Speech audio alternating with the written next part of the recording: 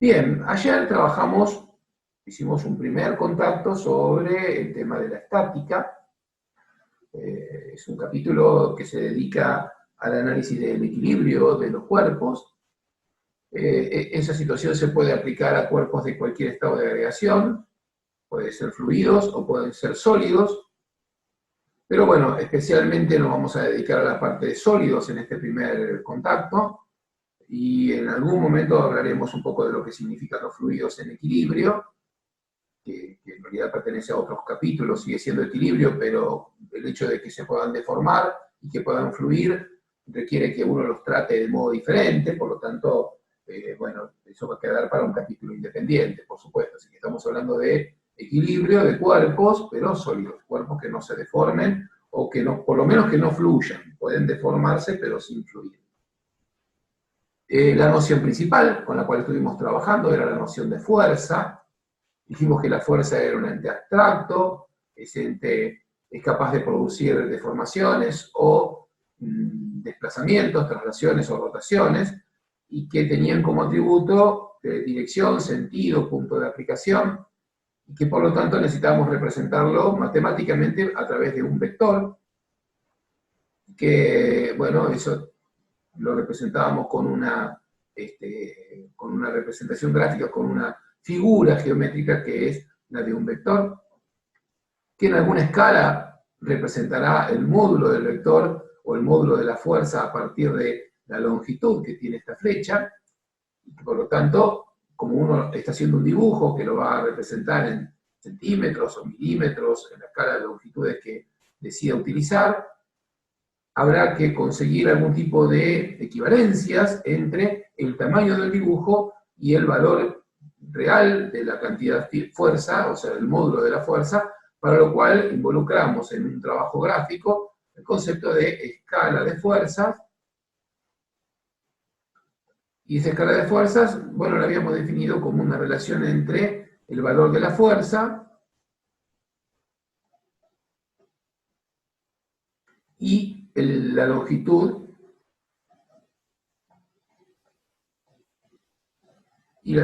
del vector o la longitud de la flecha que usábamos para representar esa fuerza. Así que esto es longitud del vector.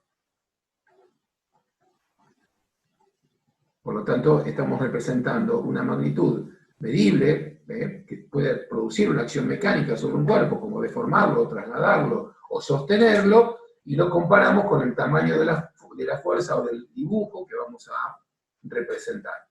Todo esto es útil en el campo gráfico, es decir, cuando uno utiliza un método de construcción de la solución de un problema o la puesta en escena, la representación de lo que ocurre con un problema en forma totalmente gráfica.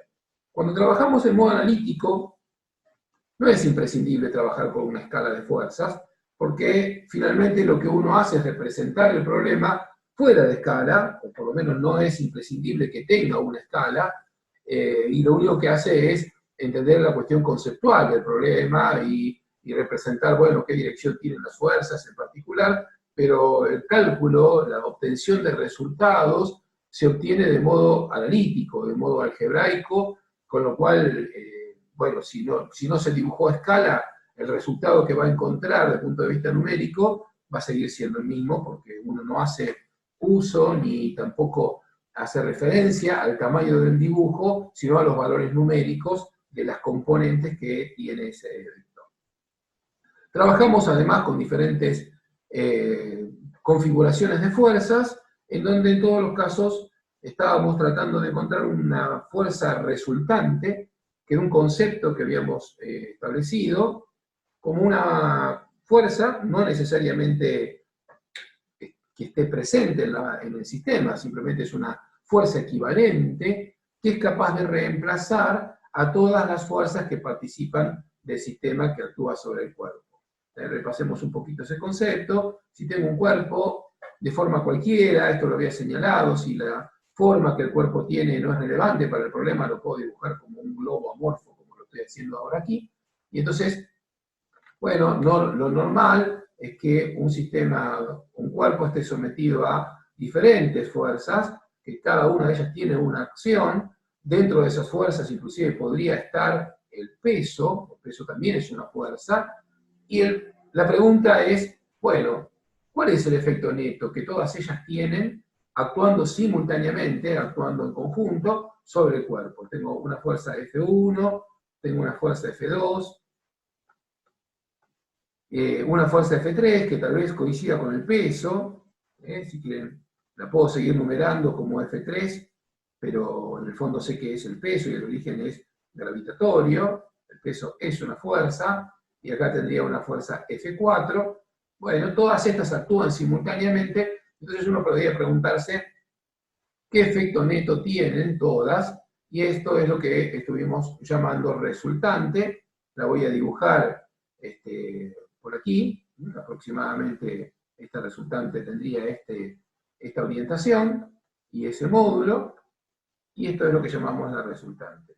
Lo que estamos diciendo cuando hacemos algo así es que esta resultante, esta fuerza que estoy dibujando en rojo, es capaz de producir sobre el cuerpo los mismos efectos de traslación, rotación y en algunos casos de formación también, que pueden hacer todas las fuerzas actuando simultáneamente, en este caso las 4 fuerzas F1 a F4, aunque una de ellas se llame peso, son 4 fuerzas, y en todas ellas actuando simultáneamente sobre este cuerpo, tienen una acción colectiva efectiva. Bien, esa es la misma que la que pretendo que cumpla el vector R o la resultante R. ¿Cómo encontrar este resultado? Es decir, ¿cuál sería el vector R? ¿Cuál sería la resultante R que provoque o que produzca el mismo efecto mecánico, la misma acción mecánica sobre el cuerpo? Es algo que es lo que estamos discutiendo en cuanto a métodos. Y no hay una forma unificada de resolverlo para cualquier caso, excepto el analítico que estábamos discutiendo en el último punto de la clase de ayer, porque depende de la distribución de fuerzas, o sea, quiénes sean estas F1, F2 o F3 o las que participen, y qué relación de acción tengan entre ellas y con el cuerpo, la forma de obtener R puede cambiar. Discutimos el caso de fuerzas colineales, de igual dirección, o sea, cuando yo tengo dos fuerzas F1 y F2 que tienen la misma dirección y el mismo sentido. Entonces, un caso que habíamos discutido es, tengo una fuerza que tiene esta dirección y esta otra actúa en la misma dirección, entonces es como si hubiéramos tenido una sola fuerza, R,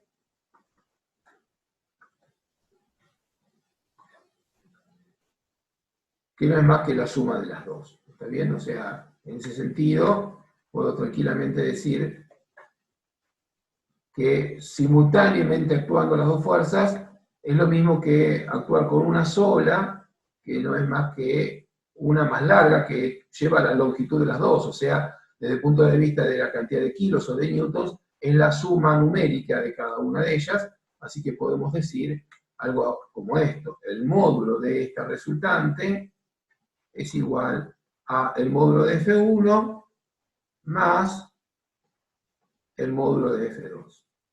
Si hubiera una cadena de fuerzas, 3, 4 fuerzas, con la condición de que todas actúen en la misma recta de acción y con el mismo sentido, bueno, R será la suma de todas ellas, F1 más F2 más F3 más F4 más Profe, una todas las pregunta. que formen la cadena, ¿no? Sí, David. Abigail.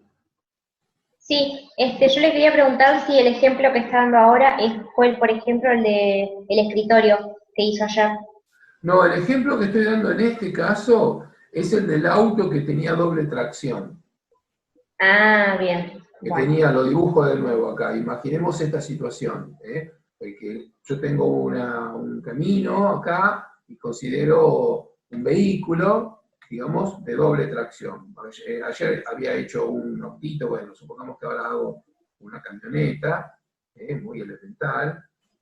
Entonces, esta camioneta tiene doble tracción, o sea, tengo una tracción en la rueda de adelante y otras en las ruedas de atrás, y cada una de ellas propone o aplica una fuerza de acción sobre el vehículo, que no tienen por qué ser iguales, pero las dos apuntan hacia el mismo lado y sobre la misma recta que une los centros de las ruedas. Con lo cual, el camión, el vehículo, siente una fuerza neta que es fácil de imaginar que no es más que esta que puse en la rueda de adelante más la que puse en la rueda de atrás. O sea, en este caso estaríamos hablando de una F1, que es esta que está acá, y una F2, que la tengo en la rueda trasera, y para el vehículo es como si hubiera actuado una sola fuerza, que no es más que la suma de las dos. Y esta es la que estoy llamando R. ¿Me explico? Tendría que estar en la misma recta, o sea, todo ubicado dentro de la misma recta de acción.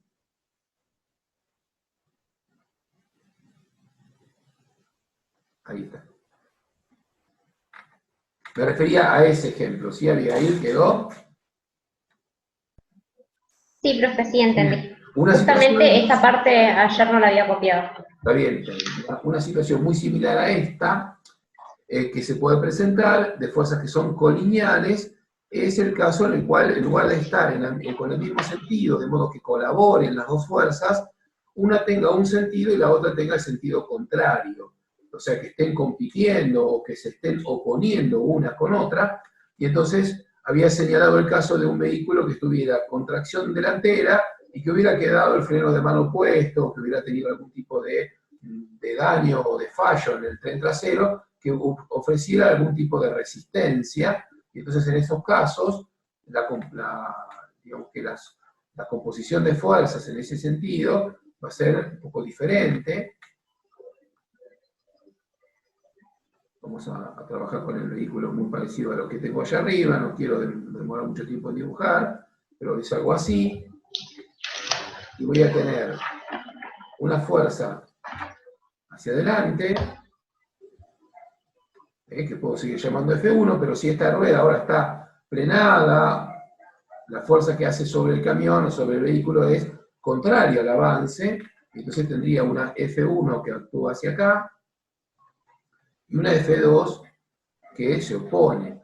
Entonces cuando busco la resultante en este caso,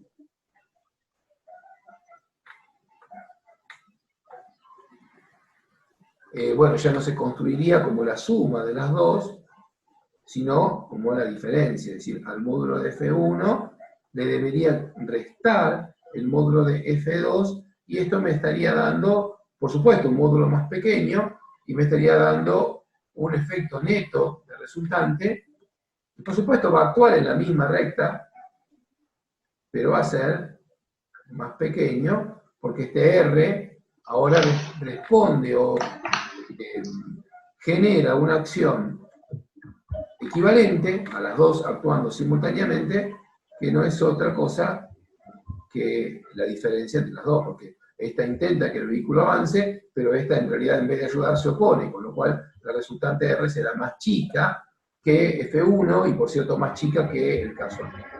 Por eso son los dos casos que habíamos visto. Yendo a lo que preguntabas, Abigail, y compartiéndolo con el grupo, el caso del escritorio, que uno podía llegar a mover con dos fuerzas. Bueno, en ese caso, cuando lo veíamos, ahora me acuerdo que también hicimos esto, pero ese escritorio era un escritorio visto de costado, ¿no? Pero lo que yo intenté señalar ahí, vamos a dibujar el escritorio otra vez, una especie de mesita, ¿no? Y lo que les había señalado en ese lugar era que las fuerzas, cualquier fuerza,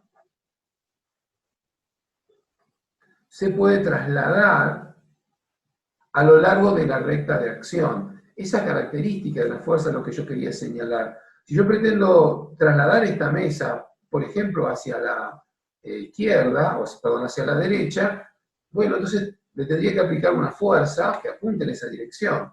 Ahora, esa fuerza la puedo aplicar empujando la mesa,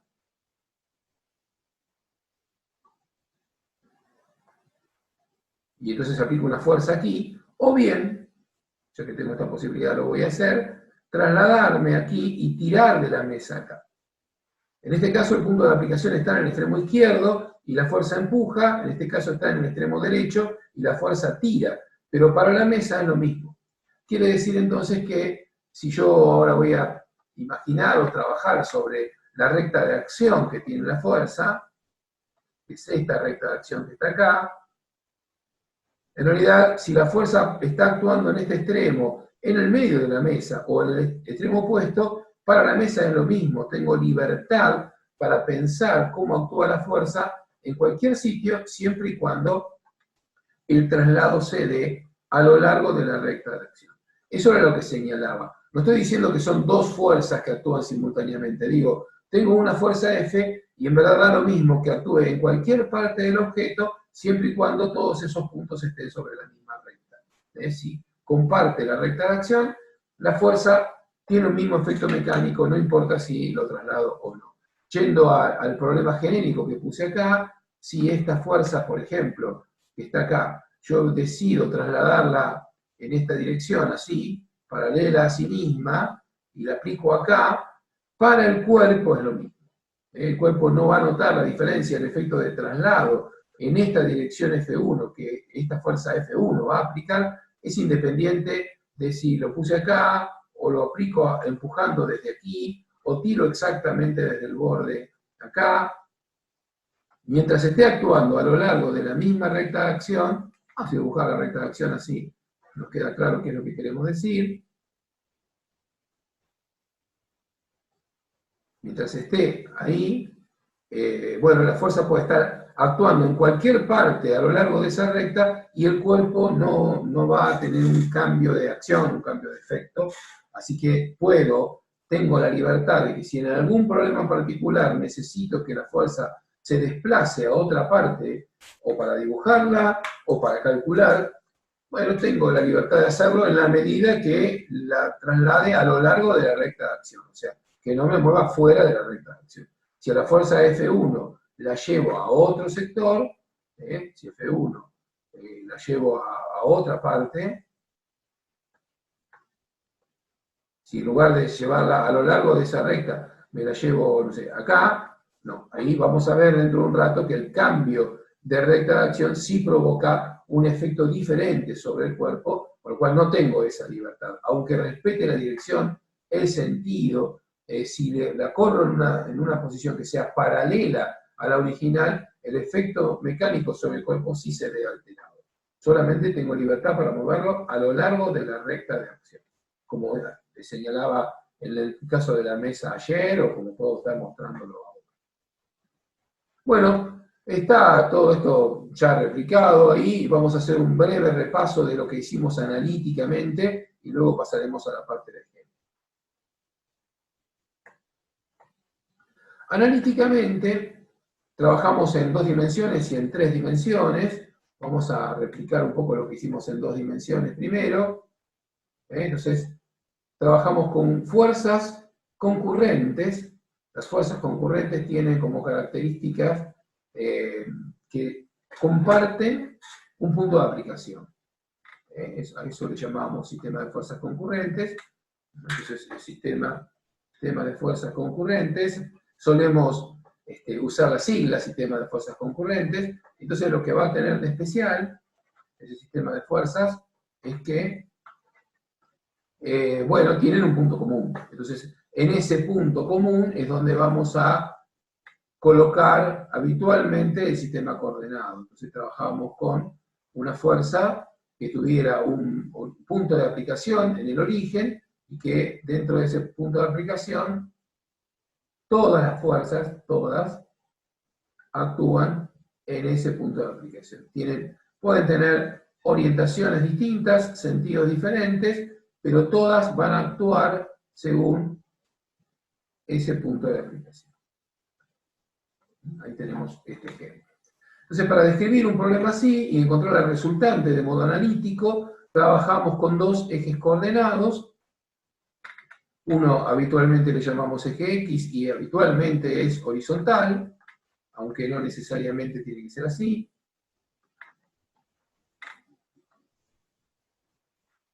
Eso depende de cada aplicación. Hay veces en que es recomendable trabajar con ejes que estén inclinados respecto de la horizontal a la vertical. Ya veremos algunos ejemplos, pero qué sé yo, se me ocurre en este momento trabajar sobre una rampa o un plano inclinado, y ahí las direcciones más apropiadas son las paralelas al plano y perpendiculares al plano. Si tuviera que trabajar con un problema de fuerzas que involucre una rampa, como podría ser algo así,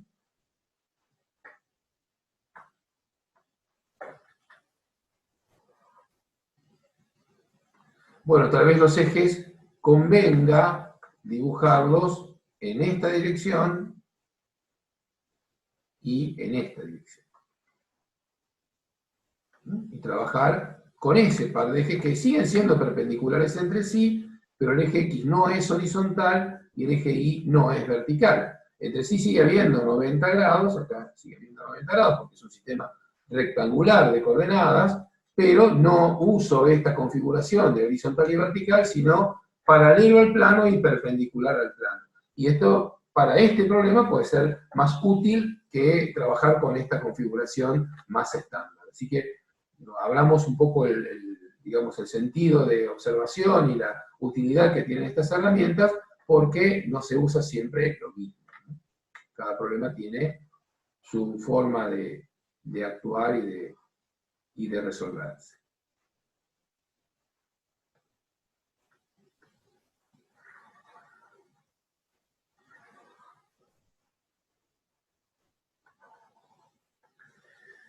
Bueno, no quiero volver. Ahí estamos. Ahora sí.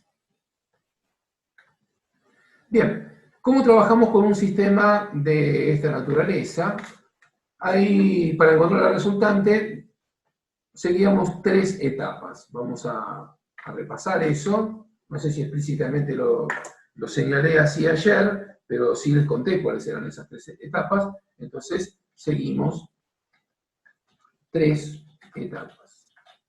En la primera etapa, primero, lo que hacemos es descomponer cada fuerza en las direcciones X e Y. Así que entonces lo voy a señalar acá gráficamente. Primero buscamos cuál sería, si esto es F1, quién sería F1X y quién sería o cuánto sería F1Y. Eso se hace a través de este ángulo, alfa 1, y habíamos dicho que cada una de estas componentes, F1X, es igual a el módulo de F1 por el coseno de alfa 1, y que F1Y es el módulo de F1 por el seno de alfa 1.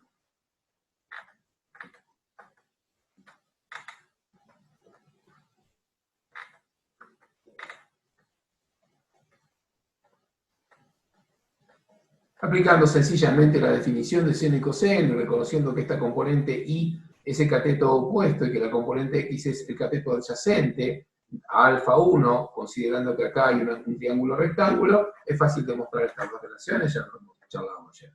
La consideración importante que tenemos que hacer si queremos que estas expresiones sean útiles para todos los problemas es que el ángulo alfa 1 o alfa 2 o alfa 3 o la cantidad de ángulos que correspondan, siempre se refieran al semieje positivo de las X. Acá también debería usar, si vuelvo a este ejemplo y tengo una fuerza que tiene estas características, tal vez por acá, el ángulo que me interesaría o que necesitaría para poder trabajar con estas expresiones sería este ángulo de acá. Este sería el alfa 1, si esto fuese F1. Observen que en este caso el ángulo alfa no lo estoy refiriendo a una horizontal, como hice en este ejemplo, sino a una paralela al plano, porque es allí donde puse el eje X. Si hago eso, y además lo mido en el sentido antihorario como positivo, que es como se trabaja en trigonometría, entonces estas fórmulas son útiles para cualquier cuadrante. Pueden ofrecernos las componentes X e Y de una fuerza F en cualquiera de los 4 cuadrantes, primero, segundo, tercero o cuarto cuadrante. Quiero decir con esto que no solamente va a ofrecer el valor numérico o el valor absoluto de estas componentes, sino que además ofrece el signo correcto para esas componentes. Por ejemplo, si miro F1, por estar en el primer cuadrante, debería tener la componente X positiva, observen que apunta en la dirección del eje X, y también la componente Y positiva, también apunta en la dirección del eje Y. Sin embargo, para esta fuerza que está acá, que voy a llamar F2, la componente Y, que sería F2Y, es positiva. Recuerden que todas están medidas a partir del origen, es positiva, está medida a lo largo del eje Y. Sin embargo, la componente X, o sea, la proyección que se da en la horizontal, en este caso, tengo una F2X que claramente está en contra del eje, con lo cual debió haber sido negativa. Ese resultado se encuentra cuando el ángulo alfa 1, o alfa 2 en este caso, lo mido desde acá hasta acá. Si este pasa a ser alfa 2, bueno, el coseno de un ángulo mayor que 90 y menor que 180 es negativo, y en ese coseno ya tengo la información suficiente para poder saber no solamente qué parte de F1 apunta en esta dirección, o sea, cómo proyecto contra el eje X, sino también cuál es el signo que le corresponde. Por lo tanto, puedo confiar en que este formato es apropiado para cualquier cuadrante, no importa dónde esté actuando la fuerza F1, F2 o la F3. Esa es, entonces, la primera etapa. En la segunda etapa, lo que se hace es sumar las componentes, ¿está bien? Vamos a continuar en el bloque que sigue, si no fue rápido el primer bloque, repasando cómo hacemos para encontrar la resultante en forma analítica.